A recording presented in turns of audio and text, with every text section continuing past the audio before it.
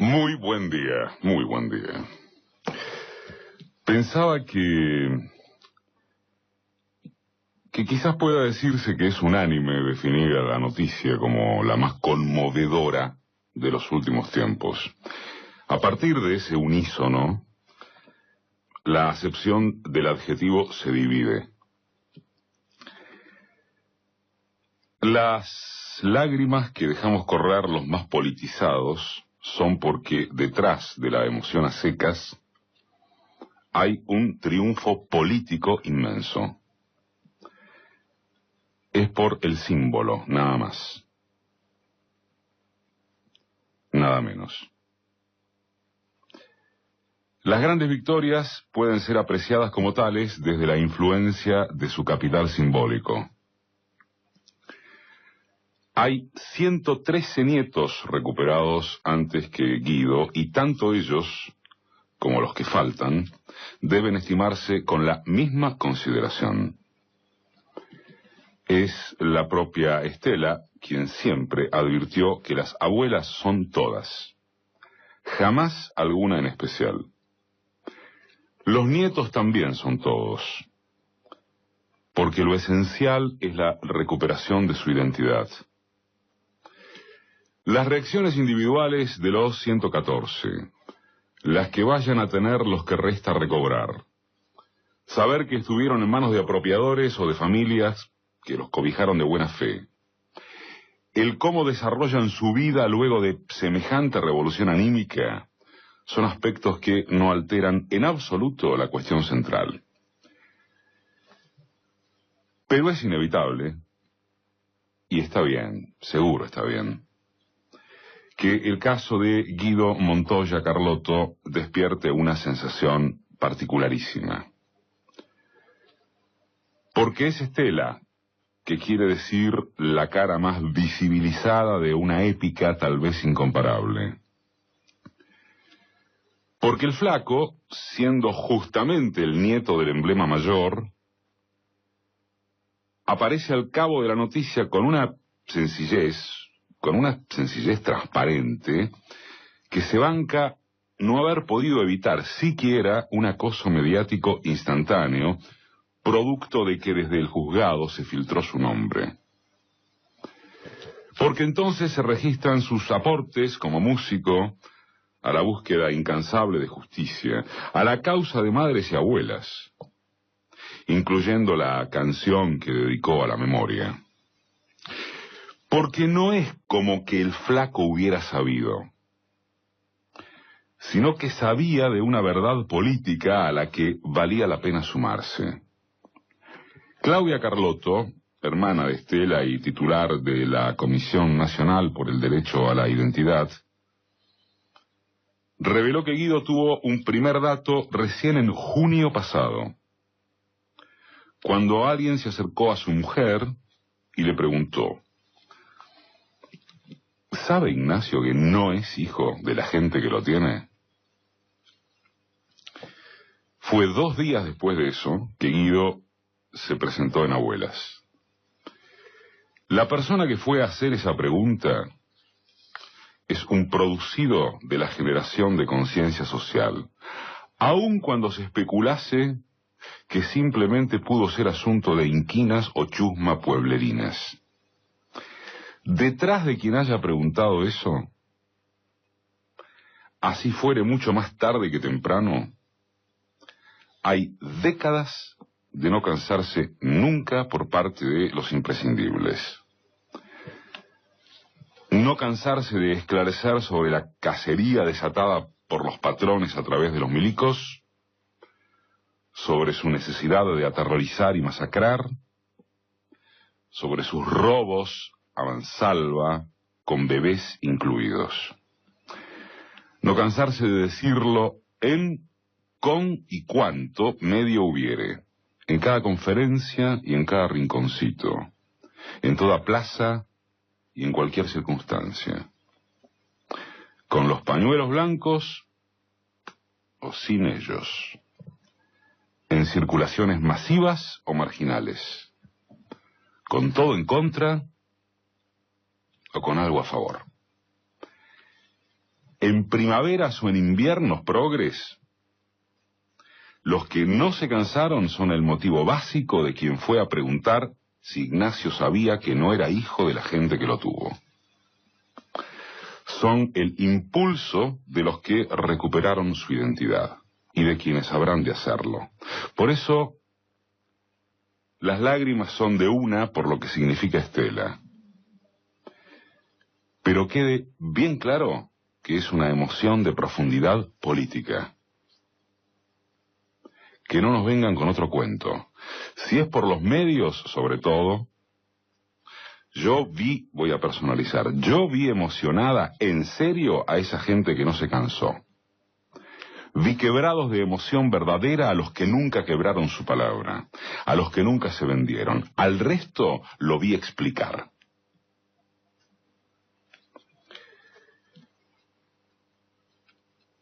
Y está la gente que no hace estas disquisiciones elaboradas bien o mal.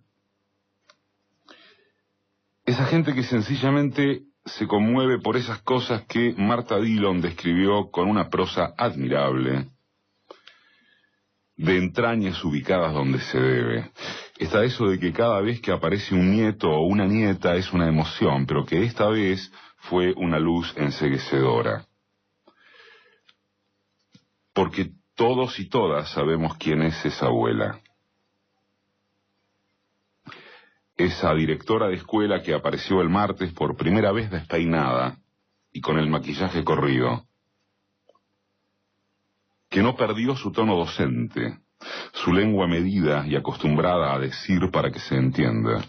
Que se entienda más allá de donde ya se ha ganado la comprensión.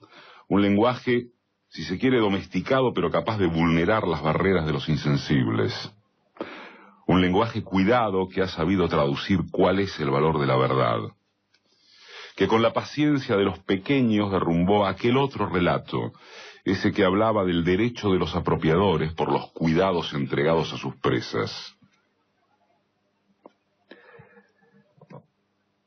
Cada quien sabe dónde estaba el martes, cuando la alegría invadió las plazas, las calles, las casas. Cada quien recordará quién se lo dijo. ¿A quién abrazó primero? ¿Cuánto tardó en caer en la cuenta de lo que significaba y significa esta recuperación de un nieto más? Porque de tanto ver a esa abuela, ya la habíamos confundido con la institución. Porque de tanto escuchar su nombre, creímos que era solo testimonio.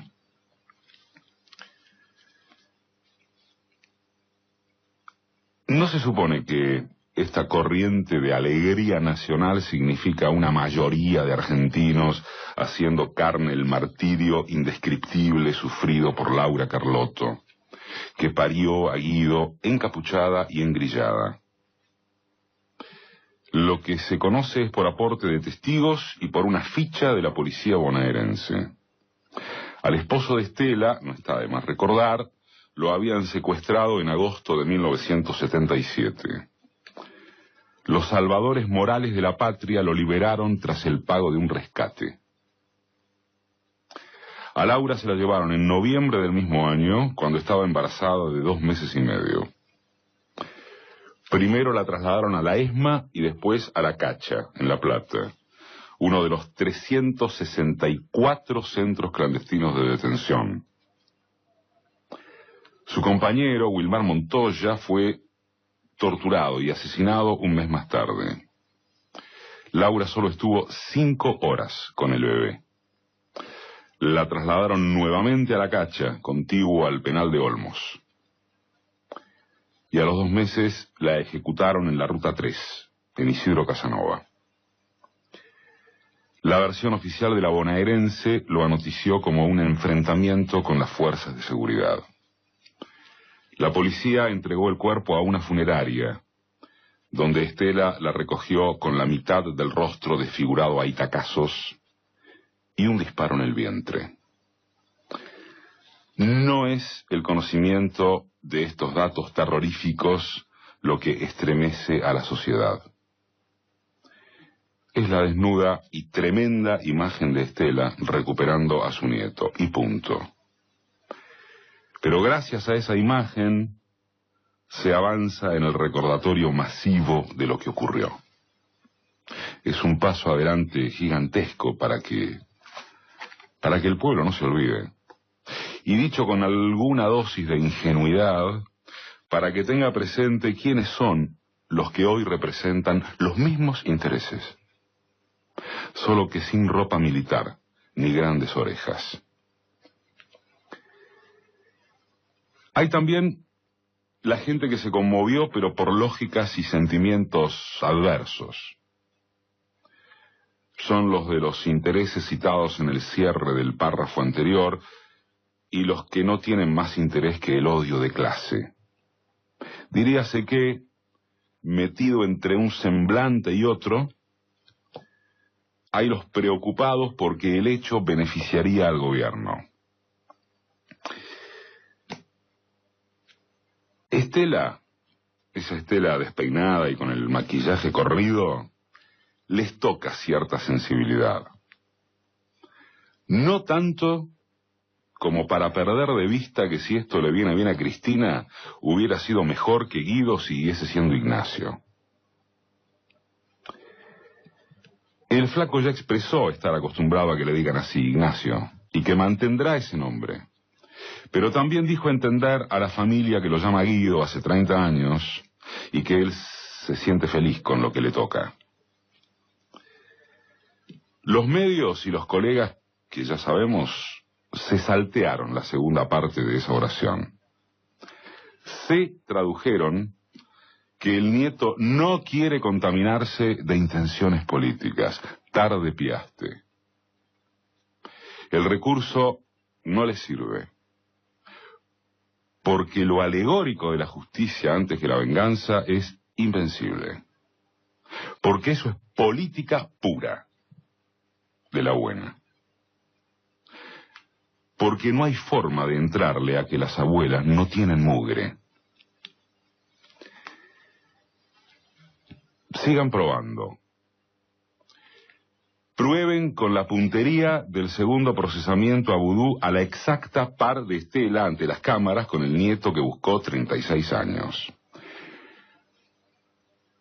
Prueben con la catástrofe que se avecina de no cerrar con los buitres, con el allanamiento a la AFA, con que el mundo nos aísla, con que ya no se puede salir a la calle por la inseguridad. Prueben con que el remedio para todo eso está en las fórmulas probadas y ofrecidas por los profesores de la derecha, modosa o explícita. Pero por acá, y hasta animándonos a incluir a tanta gente que la yuga todos los días, tenemos una contentura muy grande. Muy grande. Será de momento, pero es con momentos como este que se construye la mejor historia de los pueblos.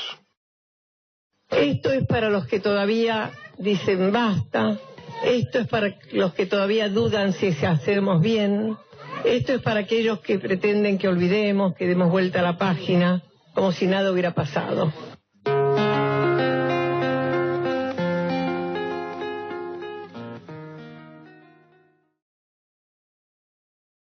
Por supuesto que la situación, el lugar común diría la situación internacional, es tan vasta la situación internacional, pero claro que hablamos de la situación en Oriente Medio, y no solo ya de Israel y Palestina, sino que estamos hablando de la virtual disolución de Irak. ¿Te acordás que hablábamos el sábado pasado, Pedro?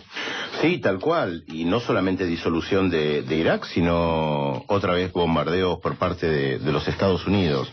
Déjame compartir con vos una frase de Barack Obama, que está reproducida en el diario New York Times de hoy, una nota publicada por Thomas Friedman, que estuvo en la Casa Blanca, habló con Barack Obama. Escuchen esto: cuando ustedes tienen una circunstancia única, donde se está llevando adelante, o donde hay amenaza de genocidio, y un país quiere que nosotros estemos ahí, hay un consenso internacional muy fuerte de que esa gente tiene que ser protegida, y nosotros tenemos la capacidad para hacerlo, así que tenemos la obligación de hacerlo. ¿Se referirá a la Franja de Gaza? que están bombardeando masivamente, matando civiles, mujeres, cerca de 400 niños. No, se refiere a Irak. No a la Franja de Gaza, a Irak. Genocidio, amenaza de genocidio en Irak, no digo no sea cierto, ¿eh? Ahora, ¿qué es lo que pasó? Desde el jueves a la noche, Estados Unidos está bombardeando Irak. Está bombardeando otra vez, en esta ocasión, a este movimiento que se llama Estado Islámico, que plantea que hay que reunificar partes de Siria y parte de Irak y crear un Estado propio, que han tomado gran parte del norte de Irak, que están expulsando, según la información que llega, es muy difícil chequear esto, a grupos cristianos del norte de Irak, que lo están persiguiendo. Ahora, la decisión del presidente de los Estados Unidos es bombardear. ¿Y cómo hemos naturalizado esto, no? ¿Cómo se naturaliza la información cuando se dice Estados Unidos bombardea? No suele haber mucha crítica, se lo plantea casi de manera objetiva. Estados Unidos bombardea. Está naturalizado, lo hace en Irak, lo hace en otro lugar, interviene, manda barco, después manda tropas. Imagínate cualquier otro país haciendo eso, ni que hablar de Rusia respecto de Ucrania, ¿no? Una idea, una voz, una marca. Pedro Briguer. Vamos a Israel y la situación en Gaza brevemente, aunque sea recién Jove estaba hablando de 47 objetivos, no escuché si civiles ya bombardeados, no sé si desde que se rompió la tregua.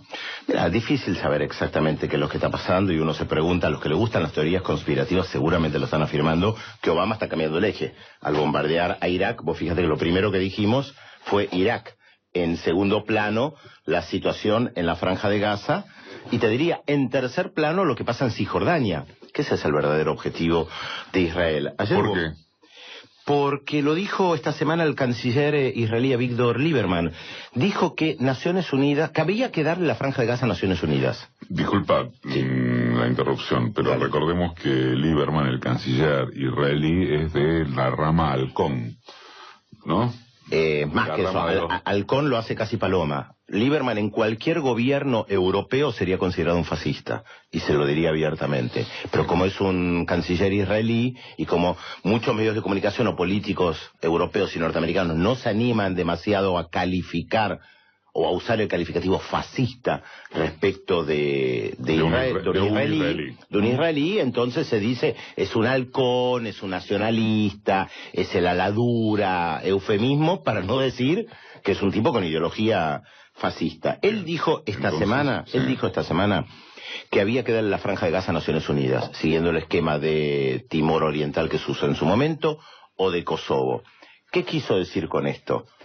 Separar definitivamente a la Franja de Gaza de Cisjordania. O sea, nos podemos deshacer de la Franja de Gaza, ese pequeño territorio de unos 50 kilómetros de largo por 6, 7 de ancho, pero con Cisjordania nos quedamos, que es el objetivo central, quedarse con Cisjordania, evitar que nazca un Estado palestino. Vos fíjate que ayer hubo manifestaciones otra vez en Cisjordania, hubo 1 o 2 muertos, ya ni es noticia, ya a nadie le importa. Yo puse en Twitter una foto del diario israelí Haaretz de hoy, que aclaré, no es Gaza, es Cisjordania. Manifestaciones pacíficas, reprimidas por el ejército israelí, no es Gaza, es Cisjordania. El tema no es Gaza, el tema es la ocupación en Cisjordania desde 1967. Ese es el tema político. ¿Reasunción de Santos es noticia? Sí, es noticia, sin lugar a dudas, más con el contexto latinoamericano que marcó la reasunción de Santos. Un artículo en el diario Semana, creo que fue en la revista Semana, me llamó mucho la atención, que decía, en el 2010, aquellos que votaron a Santos se decepcionaron. En el 2014, los que en su momento se oponían a Santos lo votaron. Recordemos que el eje de la campaña electoral de Santos fue el tema de la paz. Y su discurso fue muy interesante, por varios motivos, no solamente por el tema de la paz. Habló mucho de la educación, plantea que para el 2025 quiere que Colombia sea el país más educado de América Latina.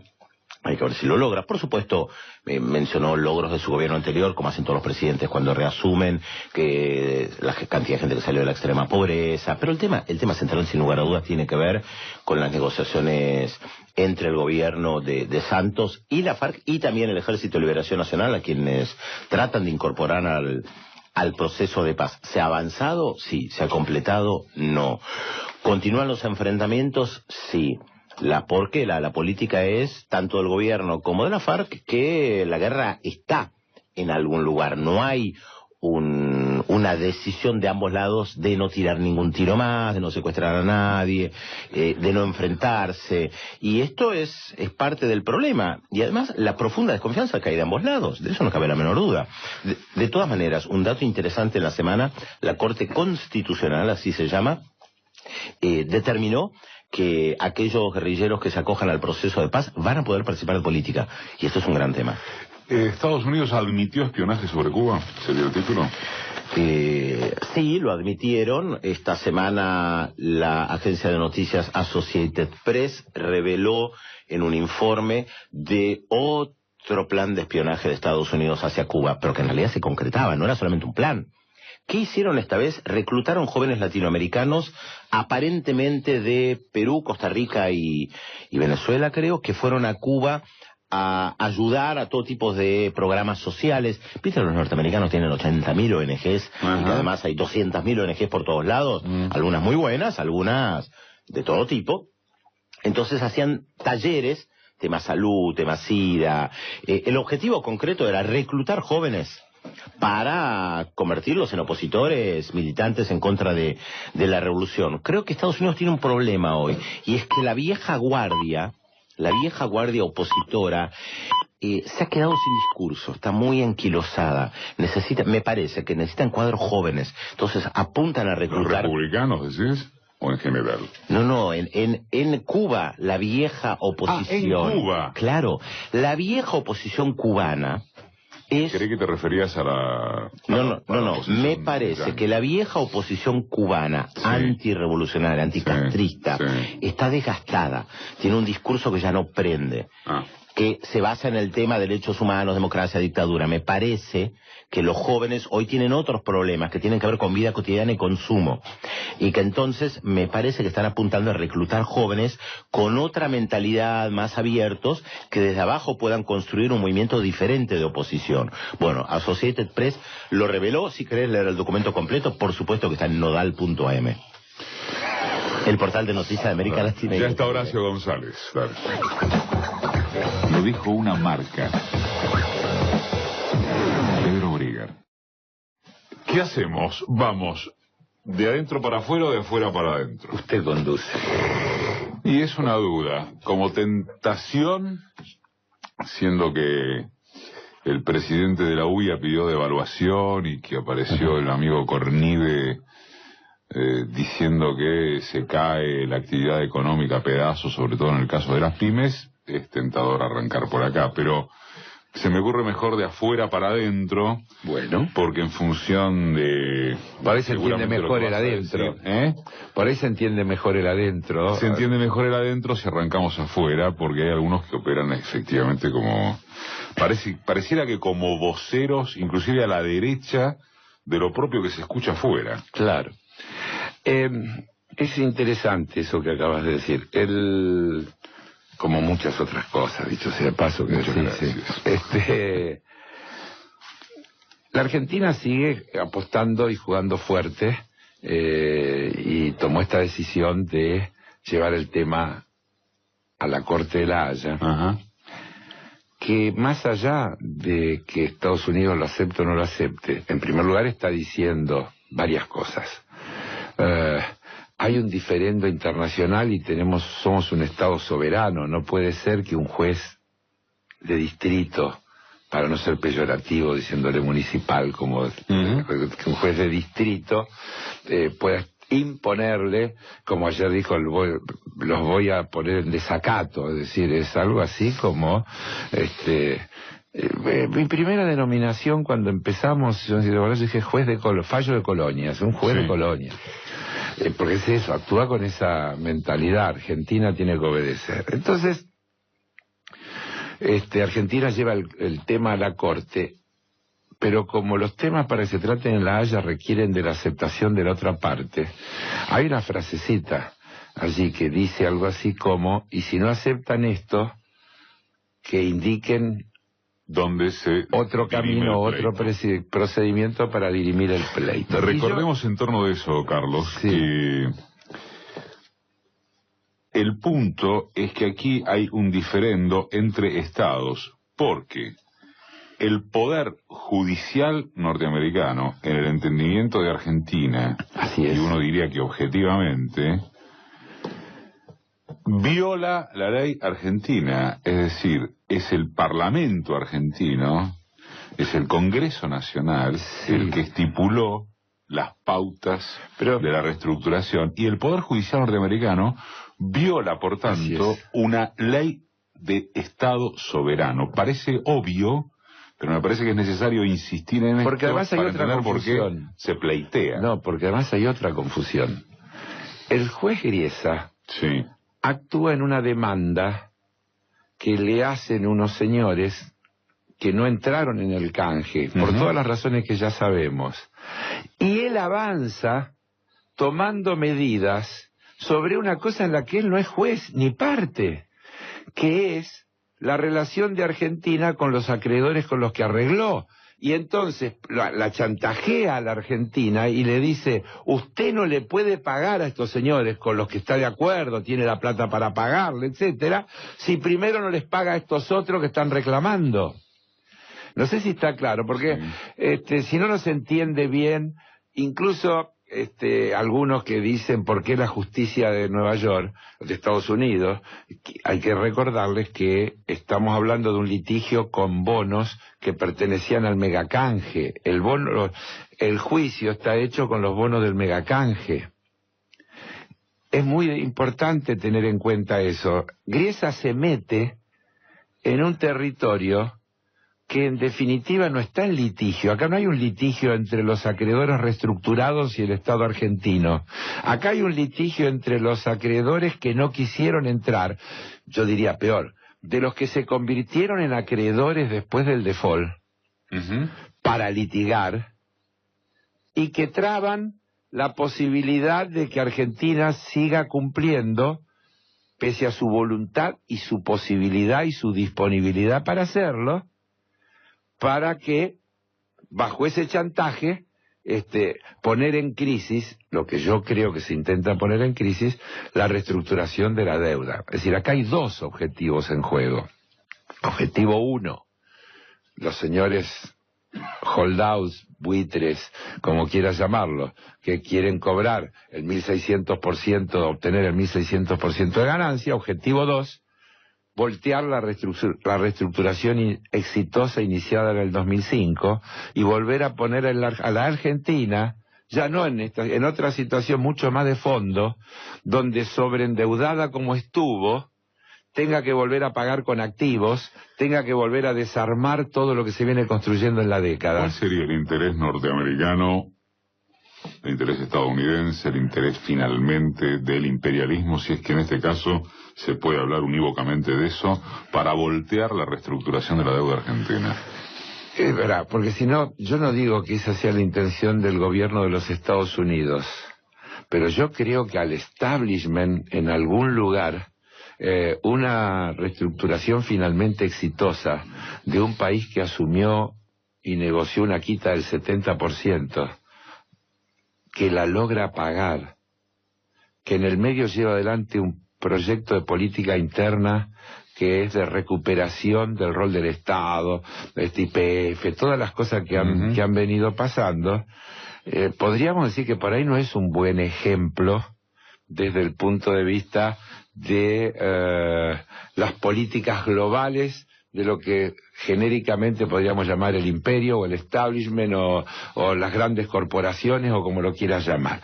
Ahora, eso también tiene contradicciones, Ahora, porque me contás las contradicciones en un segundito.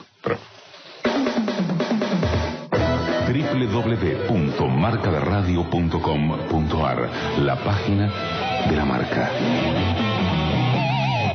Estábamos en que hay contradicciones, claro, que no es horizontal, claro, que Argentina sea un mal ejemplo y que por lo tanto haya... Digamos, con eso no alcanza. Con eso no alcanza. Entonces, digamos que como hoy decía Horacio González, ¿no? Las palabras y las interpretaciones y demás. Entonces, también en el medio, voltear la deuda significa poner en duda la legitimidad de la plaza norteamericana para la reestructuración de deudas. Y eso significa un enorme negocio que se pierde. Y eso pone en peligro muchísimas cosas. Y entonces aparece el Fondo Monetario, un vocero del fondo, y dice, estamos muy preocupados por esto, porque esto es grave. Ann Kruger, que nadie podrá decir que es una devota de los argentinos o amiga de la nación, dice, el fallo de Griesa es un disparate, nos crea unos problemas terribles, Obama debería resolverlo, etcétera, etcétera. Pero bueno, los 100 catedráticos que se pegan, y todo lo demás, ya no hablemos de UNASUR, CELAC, 77 Machina, BRICS, etcétera, todo lo que se te ocurra. Y aparece, por ejemplo, este artículo de The Guardian del que habló la presidenta, pero yo creo que da para seguir. Primero, porque este señor que escribe en The Guardian también es columnista del New York Times. Y ¿sabéis lo que dice? Dice, cuanto más presione Argentina... Ya claro, te estoy leyendo... los señores de Infobae lo llamaron por teléfono, esto lo levanté de ahí, habló por teléfono con Infobae. Cuanto más presione Argentina, más razones tiene Obama para ir contra el fallo de Griesa. Vamos de vuelta. Cuanto más presione Argentina, más razones tiene Obama para ir contra el fallo de Griesa. ¿Por qué? Bueno, él primero describe... de alguna manera dice que Obama le tiene un poco de miedo a Paul Singer, porque Singer es un tipo que gasta, dice, Singer es el donante más influyente en la política norteamericana, te estoy citando textualmente, y ha indicado que usará miles de millones para que sus posturas políticas y legales salgan vencedoras. Miles de millones de dólares.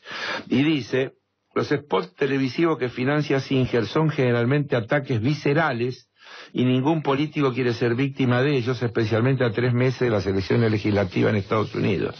Y avanza, etcétera, y entonces viene a esto que recién decía, cuanto más Argentina lo haga, es decir, hacerle frente, ir sobre el gobierno de Estados Unidos, más se animaría Obama. Mayores son las razones que tiene Obama para ir a la corte y decir que este caso está afectando su capacidad para manejar la política exterior de su gobierno. Y agrega, esto ya lo tendría que haber hecho hace tiempo, y cuanto más tiempo pasa, más difícil es para él ejercer su potestad.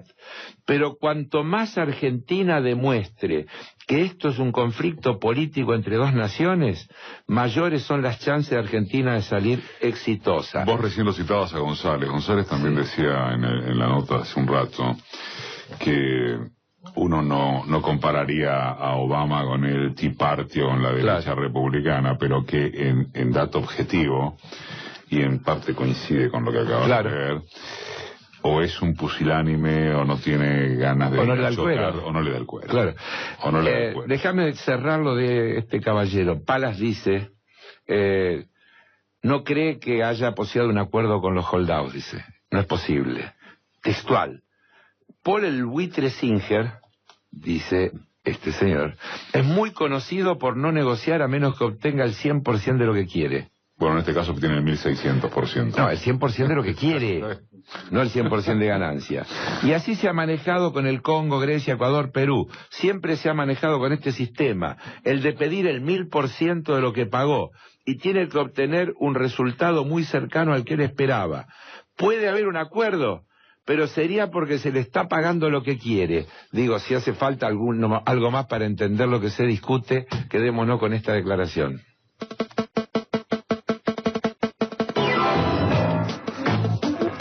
Carlos Heller, una marca.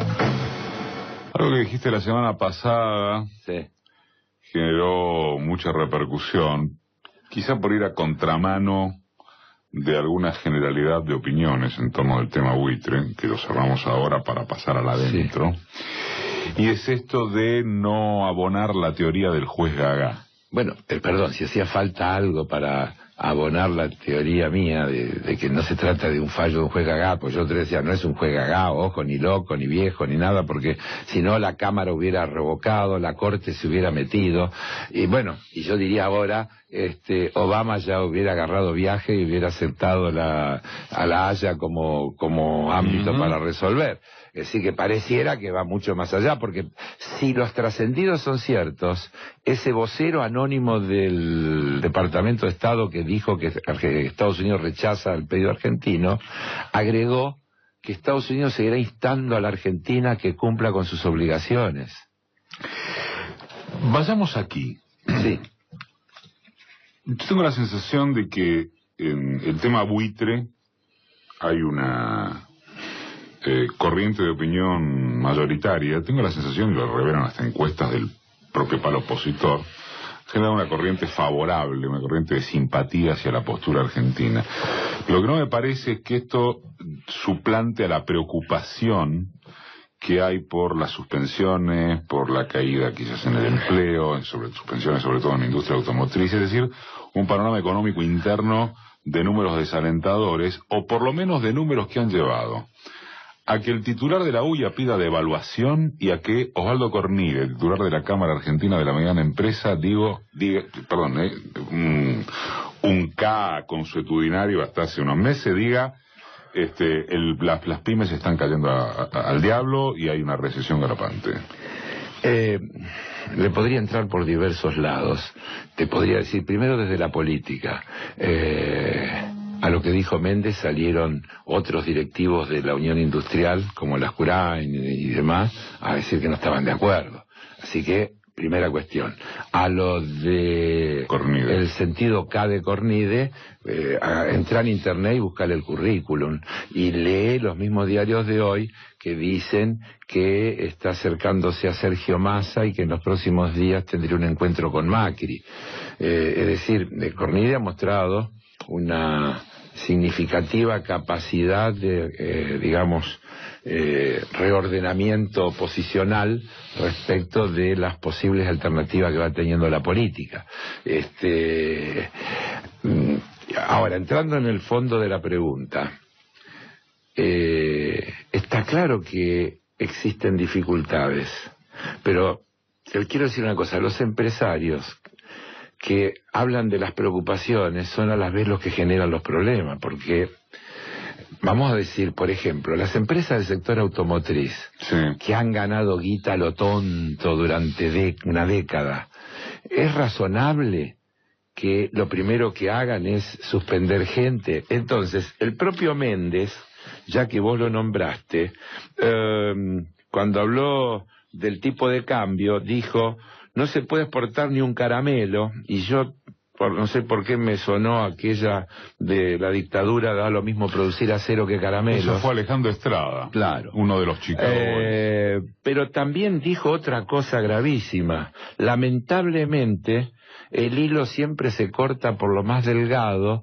y el pato lo pagan los trabajadores. Una es decir, de parte. Claro, porque nosotros podríamos decir, muchachos, ayuden un cachito, porque siempre que hacen devaluación, ¿qué es una devaluación? Una rebaja del costo salarial por aumento de los precios internos, bajar el valor de la mano de obra en los precios, rebaja de los impuestos.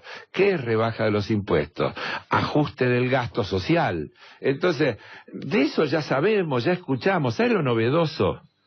Que frente a la dificultad, el jueves la presidenta, en el medio de la crisis, de los buitres, de las amenazas y de todo lo demás, te anuncia 4, 5, 6 medidas, todas reactivadoras, cada una vale 2.000 millones, 3.000 millones.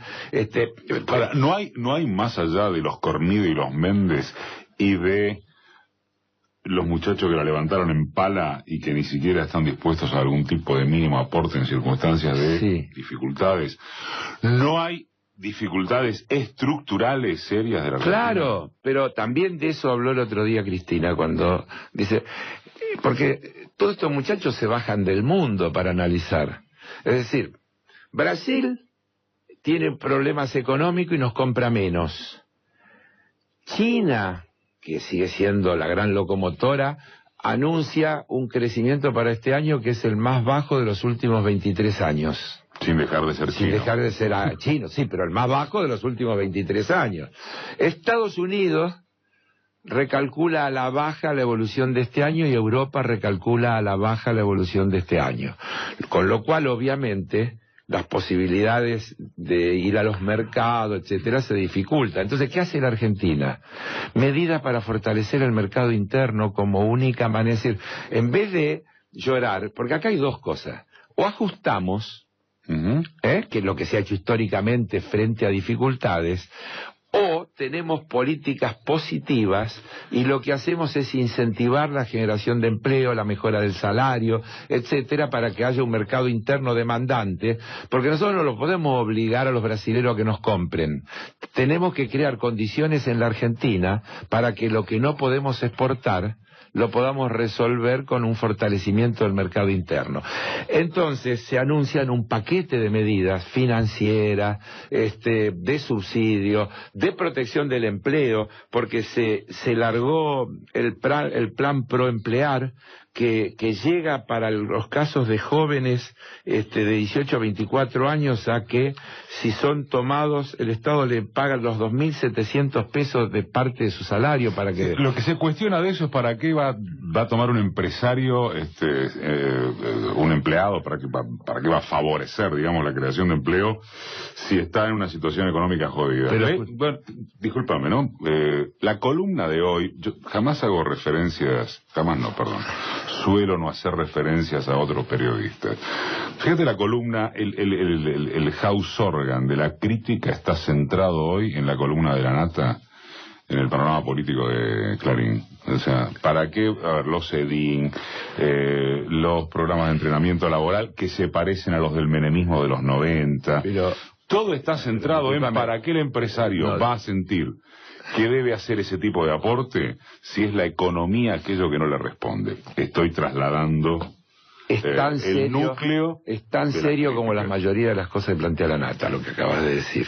Por lo tanto, yo creo que La Nata, como denunciador serial, fenómeno, tiene y logra éxito, etcétera. Como analista económico, me permito decir que sus antecedentes y su conocimiento y demás, no sé hasta dónde lo habilitan. Pero, insisto, yo no estoy diciendo, estamos nadando en el mejor de los mundos, no pasa nada, porque pasa.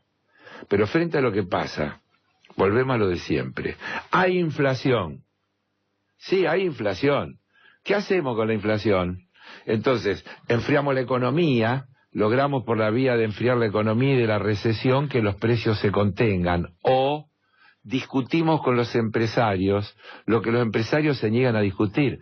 Muchachos, si es cierto que no ganan guita, ¿qué problema tienen en abrirnos los números y mostrarnos sus costos verdaderos? Discutamos cuál es la rentabilidad que tienen, porque acá hay un tema de fondo que está en los documentos de la AEA y está en los documentos de este foro de convergencia empresaria que se ha conformado, donde están todos allí juntitos, que han avanzado ya no en la intangibilidad de la propiedad privada, entonces la propiedad privada es un lugar sagrado, intocable y demás, sino en la intangibilidad de la rentabilidad empresaria. Cuestionan el derecho del Estado a discutir cuál es el límite de la rentabilidad empresaria. Entonces, si es cierto que pierden guita, ¿qué problema tienen en abrir los números, mostrar los costos y mostrar cuál es la rentabilidad real que tienen? Sería una manera fenomenal de explicar las necesidades que tienen, la de abrir los costos, mostrar los números, y no simplemente decir siempre lo mismo, devalúen, bajen los impuestos, etcétera. Ya vimos esa película. Por esa película terminamos el capítulo al fin, ¿sabes dónde es? Diciembre del 2001 es la palabra fin de esa película y de esa receta. Venimos por más de una década de transitar por otro camino. Eso es lo que hay que fortalecer. Paso Heller, llega el Ángel Necker.